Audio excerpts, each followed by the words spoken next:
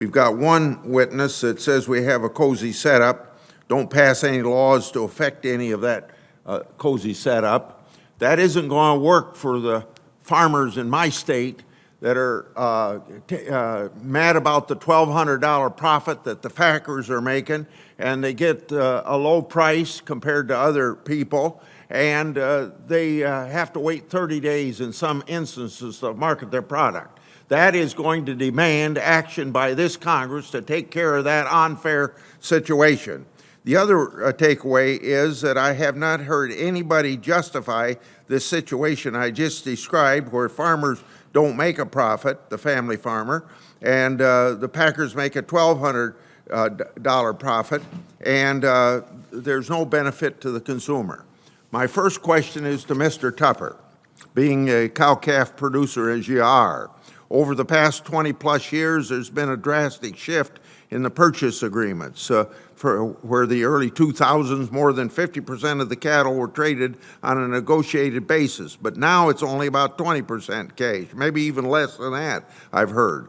I've also heard from many Iowa cattlemen who fought to keep auction markets open and functioning as close to normal during the pandemic because they're so vital to price discovery in the cattle industry. So, this question to you: does captive supply create more leverage for packers to pay lower prices for fed cattle in the cash market? And how does the lack of cash trade ultimately impact livestock auction markets?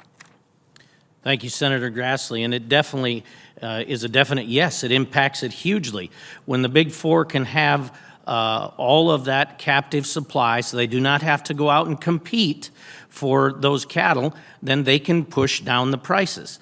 One of the other things that I would like to say to Mr. Gardner, when we talk about the differences in cattle and prices, there used to be 4 or 5 buyers come out to your state in Iowa and look at cattle, and they could still buy those cattle on an up basis. They don't have to have an AMA to give more for those cattle. At any time, they can go to Senator Grassley's feedlot and say he has a superior set of cattle, and the base price that everybody else is given is $1.20, and they can bid them $1.25. So I strongly disagree that that helps within the market.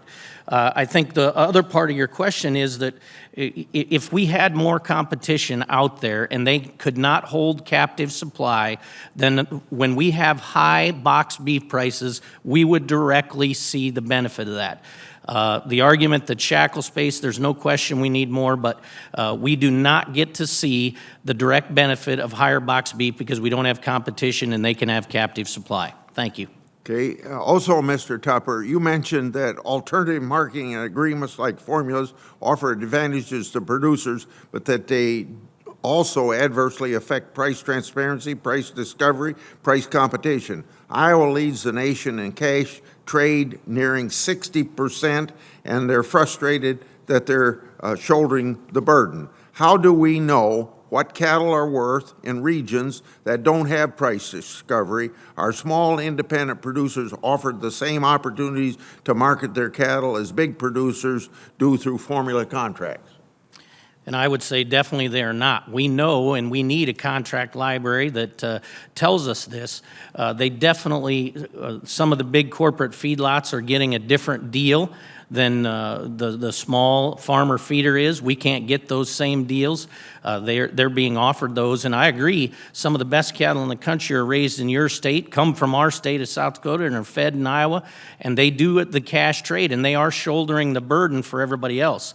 All of those AMAs are set on a base price. So if they're getting an up in the market, if the base price was higher, then those AMAs may not look like quite so much. The whole base price, the whole of the fat cattle industry would get more. Thank you for the question.